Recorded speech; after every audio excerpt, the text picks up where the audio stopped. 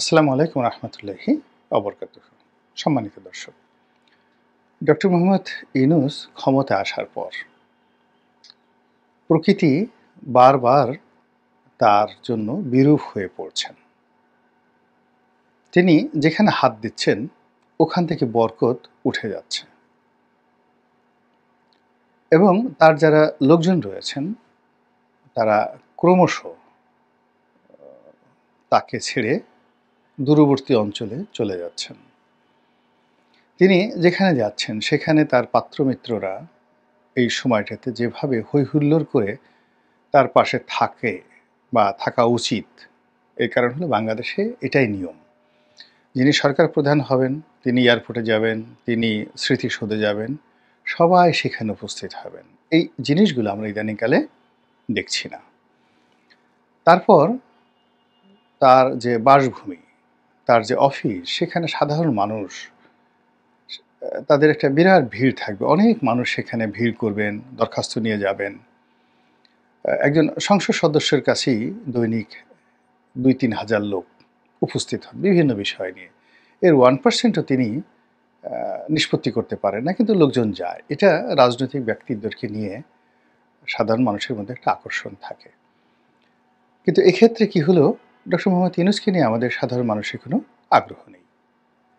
এরপর আমরা আশা করেছিলাম বিশ্বব্যাংক, IMF, London, America, Paris, Morocco, Casablanca, তারপরে দক্ষিণ আফ্রিকার প্রিটোরিয়া, সেখান থেকে শুরু করে একেবারে শ্রীলঙ্কা, কলম্বো, সব ডক্টর মোহাম্মদ ইউনূসের দিকে ঝাঁপিয়ে পড়বেন।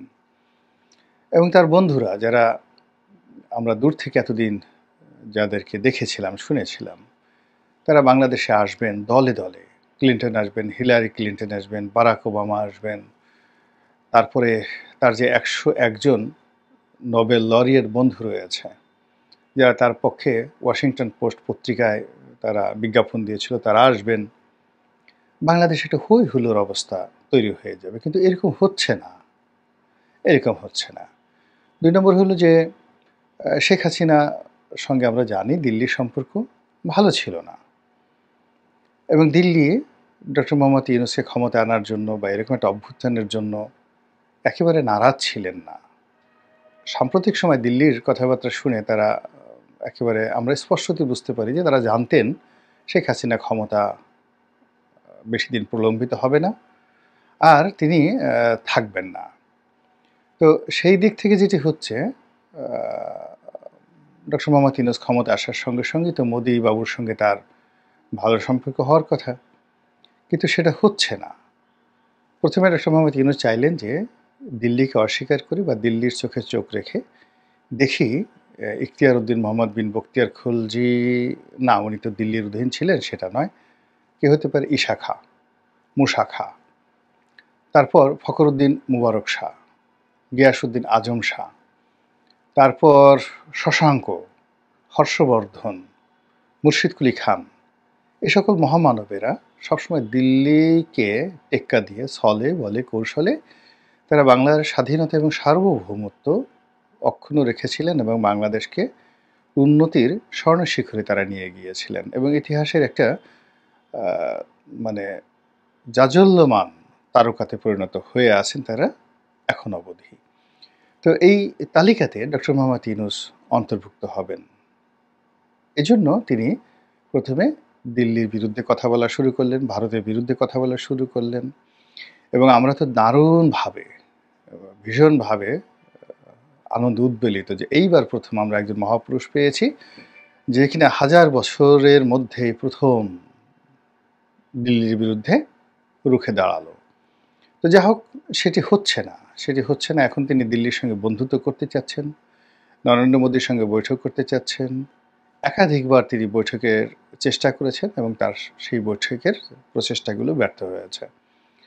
সর্বশেষ তার যে প্রচেষ্টা, সেটা হলো চীন সফরের পর তিনি আরেকটি সম্মেলনে যাবেন, যেটাকে বলা হয় বিমস্টেক। তো এই সম্মেলনটি হওয়ার কথা থাইল্যান্ডের রাজধানী ব্যাংককে। এখানে তিনি নরেন্দ্র মোদীর সঙ্গে একটি 1-to-1 বৈঠকের চেষ্টা করেছিলেন সর্বোচ্চ শক্তি দিয়ে। তারপরে অ্যাটলিস্ট সাইড লাইনে একটু দেখা, দাঁড়িয়ে কথা বলা, হ্যান্ডশেক করা, একটা ছবি তোলা, যেটি জো বাইডেনের সঙ্গে শেখ হাসিনা করে তিনি দারুণ একটা সফলতা দেখিয়েছিলেন ওই সময়টাতে, এবং এটি নিয়ে বহু কাব্য রচিত হয়েছিল। তো এরকম সাইডলাইনে একটা বৈঠক করার তার প্রচেষ্টা ছিল, এবং চীন সফরে যাওয়ার আগে আমরা প্রায় শতভাগ নিশ্চিত ছিলাম যে বাংলাদেশে যেভাবে ইউনূসের পক্ষের লোকজন প্রচার চালাচ্ছেন, প্রোপাগান্ডা চালাচ্ছেন, তাতে করে ব্যাংককে তার যে বৈঠকটি এটি শতভাগ নিশ্চিত, এবং এখন বলতে গেলে লেজ গুটিয়ে দিল্লি ডক্টর মোহাম্মদ ইউনূসের সঙ্গে বন্ধুত্ব করার জন্য পাগল পাড়া হয়ে পড়েছেন। এর কারণ হলো বাংলাদেশের ব্যবসায়ীদের ছাড়া ভারতের চলছে না। বাংলাদেশে তারা পেঁয়াজ রপ্তানি করতে পারছে না, আলু রপ্তানি করতে পারছে না, তুলা রপ্তানি করতে পারছে না। এরপর বাংলাদেশের রুগী ভারতে যাচ্ছে না, হাসপাতালগুলো বন্ধ। দিল্লি থেকে শুরু করে কেরালা, তারপর সে মুম্বাই থেকে শুরু করে কলকাতা, কলকাতা থেকে শুরু করে শান্তিনিকেতন, সব জায়গায় হাহাকার। বাঙালি নেই তো সেখানে খাওয়া দাওয়া বন্ধ হয়ে গেছে টাকা পয়সার অভাবে। এরকম প্রচার আমরা প্রায় দেখি। নিউ মার্কেট ফাঁকা, দার্জিলিং ফাঁকা, সেখানে কোনো পর্যটক নেই, আগরতলা ফাঁকা, শিলং ফাঁকা। তো এই অবস্থাতে মিস্টার নরেন্দ্র মোদী সঙ্গত কারণেই ডক্টর মোহাম্মদ ইউনূসের সঙ্গে আতাত করবেন এবং তার সঙ্গে আনুগত্য দেখাবেন। আমরা যারা সাধারণ চিন্তার মানুষ, ইউনূসের ডক্টর মোহাম্মদ ইউনূসের যারা সুয়ার্থী, তাদের নানা রকম প্রচার এবং প্রোপাগান্ডায় আমরা রীতিমতো আবেগে আপ্লুত যে না, হোক, অসুবিধা নেই। শেখ হাসিনাকে তারা ইতিমধ্যে খরচের খাতায় ফেলে দিয়েছে। এখন শেখ হাসিনাকে তারা হয়তো তৃতীয় দেশে পাঠিয়ে দেবে, অথবা এমন আছে তারা বিষ-টিষ প্রয়োগ করে ইঞ্জেকশন দিয়ে শেখ হাসিনাকে মেরেও ফেলতে পারে, আবার তারা বাংলাদেশের কাছে হস্তান্তর করতে পারে। এই জন্য আওয়ামী লীগের চিন্তায় আওয়ামী লীগের লোকজনের ঘুম হারাম হয়ে গিয়েছিল, এবং যারা কলকাতা, দিল্লিতে বিভিন্ন জায়গাতে পালিয়ে আছেন আওয়ামী লীগের শত শত নেতাকর্মী, তাদের অনেকের রীতিমতো ডায়রিয়া হয়ে গিয়েছিল যে কি হবে যদি আপাই বেঁচে না থাকে, আর ডক্টর মোহাম্মদ ইউনূসের সঙ্গে যদি নরেন্দ্র মোদীর বন্ধুত্ব হয়ে যায় তাহলে আমাদের কি হবে। আমাদেরকে যদি প্রত্যাবর্তন করা হয় তাহলে তো বেনাপোল সীমান্ত দিয়ে যদি হাতকড়া পরিয়ে আনা হয়, সীমান্তের মধ্যেই তো লাথিগুতো শুরু হয়ে যাবে, এবং এত লাথিগুতো সেটা সীমান্ত থেকে আসবে, তারপরে সেখান থেকে আবার থানায় আনবে, থানায় আনার পর সেখান থেকে আবার চালান দিবে, কোর্টে যাবে, কোর্টে আর এক দফা লাথিগুতো, সেখান থেকে আবার কত কিছু। এখন তো জেল হাজতের মধ্যেও মুস্তাকের জামানাতে যা হতো, জেল হাজতের মধ্যে এরকম নাকি হচ্ছে। একটা ভিডিও ফুটেজে দেখলাম হাসানুল হক ইনু সাহেবকে খুব মারধর করা হচ্ছে, বেদম প্রহার করা হচ্ছে। বেচারার সুন্দর করে পাজামায় পাঞ্জাবি পরে তিনি গেস্ট রুমে বসে কথাবার্তা বলছেন, এরকম একটা দৃশ্য। এটা কবে কোন জায়গার আমরা কিছুই জানি না, বাট এটা ছড়িয়ে পড়েছে। তো সেই দিক থেকে আওয়ামী লীগের যারা লোকজন রয়েছেন তারা এই দৃশ্যগুলো দেখেন এবং চিন্তা করেন যে আমাদের কিসে কি হতে পারে। বিশেষ করে যাদের বয়স হয়ে গেছে এবং যারা অনেক টাকা পয়সা উপার্জন করেছেন এবং যারা একসময় অনেক যাকে বলা হয় প্রভাবশালী ছিলেন, তারা চিন্তায় তাদের ঘুম হারাম হয়ে গেছে। ঠিক সেই সময়টাতে যে আশ্চর্য ঘটনা ঘটল সেটা হলো ভারতের পররাষ্ট্র মন্ত্রণালয়ের পক্ষ থেকে জানিয়ে দেওয়া হলো যে বিমস্টেক বৈঠকে ডক্টর মোহাম্মদ ইউনূসের সঙ্গে নরেন্দ্র মোদী বসবেন না, দেখা সাক্ষাৎ হবেন না, এমনকি দূর থেকে তাদের হাই হ্যালো হাত নাড়ানো এটাও হবে কি না আমরা বলতে পারি না। ওটাও ওই ছবি তোলার জন্য অনেকে চেষ্টা করবেন, এবং ডক্টর মোহাম্মদ ইউনূসের কিন্তু ভীষণ রকম একটা যোগ্যতা রয়েছে। তিনি কাউকে পেলেই তিনি হ্যান্ডশেক করেন। প্রথমে ডান হাত দিয়ে অন্যের ডান হাত চেপে ধরেন, তারপরে আবার নিজের বাম হাতটি দিয়ে ওই তার ডান হাত, দুই হাত দিয়ে হাতটিকে এমনভাবে চেপে ধরেন, তারপর তিনি এমন সুন্দর করে হাসতে থাকেন যে তিনি ছেড়ে না দেওয়া পর্যন্ত, এবং তিনি যতক্ষণ চাইবেন ততক্ষণ পর্যন্ত ছবি ক্লিক ক্লিক করে ওঠা না পর্যন্ত, অন্তত পক্ষে 100টা ক্লিক না হওয়া পর্যন্ত তিনি দুটো হাতের একটা হাতও ছাড়েন না। তো এটা তার একটা নিদারুণ গুণাবলী। নরেন্দ্র মোদীর আবার এই গুণাবলী আরেকটু বেশি। তিনিও করেন কি, প্রথমে এক হাত ধরেন, তারপর দুই হাত ধরেন, তারপরে তিনি জড়িয়ে ধরেন, ভীষণ রকম জড়িয়ে ধরেন। তার চেয়ে অনেক লম্বা লম্বা মানুষ, মনে করেন মোহাম্মদ বিন সালমানের মতো মানুষ, ট্রাম্পের মতো মানুষকে তিনি জড়িয়ে ধরেন।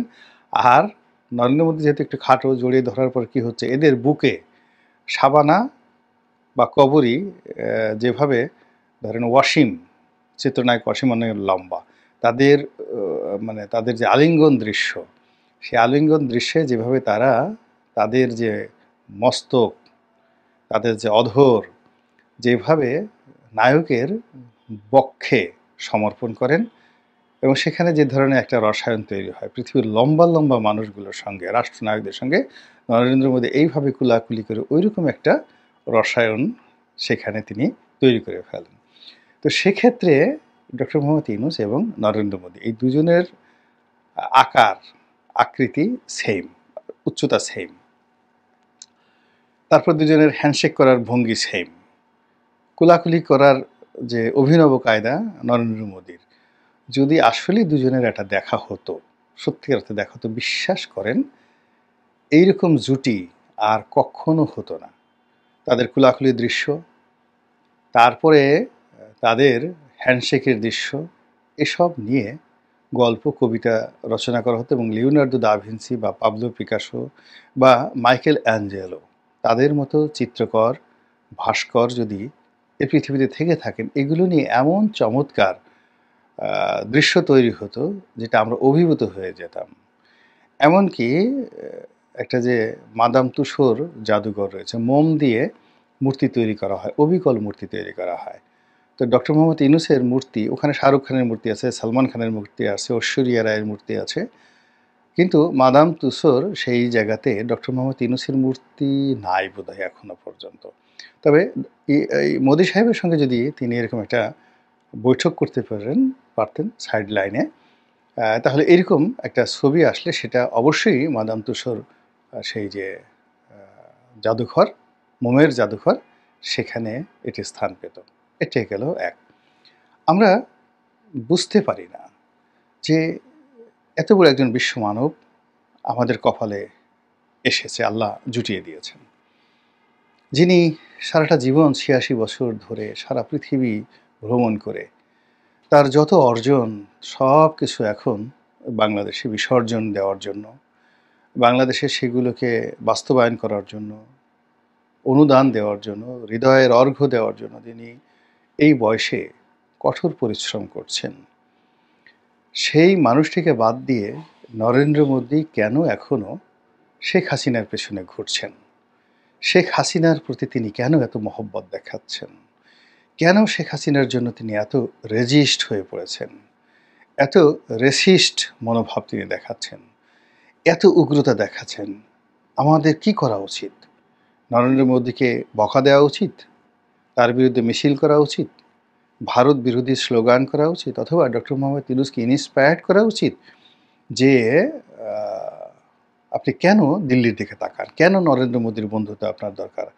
আপনি তো নরেন্দ্র মোদীর চেয়ে সব দিক থেকে, লেখাপড়া, আপনি তো, আপনার বাবা কখনো চা বিক্রি করেননি, আপনি নিজেও কখনো চা বিক্রি করেননি, আপনি তার মতো ইয়োগা করেন না, তাকে বলা হয় ইয়োগা গুরু। তো আপনি কেন বারবার, আপনি একজন নোবেল পুরস্কার পেয়েছেন শান্তিতে, নরেন্দ্র মোদীকে নোবেল পুরস্কার পেয়েছেন? তুমি তো পাননি এখনো, এবং কোনোদিন পাবেন না। তো কাজেই মরে গেলেও পাবেন না, তিনি আরও ১০ বার জন্মগ্রহণ করলেও পাবেন না। তো সেক্ষেত্রে আপনি কেন হীনমন্যতায় ভুগে আপনি তার সঙ্গে কেন সম্পর্ক স্থাপন করতে চান? বরং নোবেল পুরস্কার পাওয়ার পর এই যে ইন্দোনেশিয়ার যে অঞ্চলটি ইউরোপিয়ানরা একটি কলোনি বানালো নতুন, পূর্ব তিমুর, সেখানকার যিনি প্রেসিডেন্ট তিনি আসলেন, গুসমাও, আপনার বন্ধু, আপনার তো এতে খুশি হওয়া উচিত না? মালয়েশিয়ার প্রধানমন্ত্রী আনোয়ার ইব্রাহিম তিনি এলেন বাংলাদেশে আপনার সঙ্গে দেখা করার জন্য। এটা কি একটা বিশাল পাওনা নয়? এটি তো আপনার বন্ধু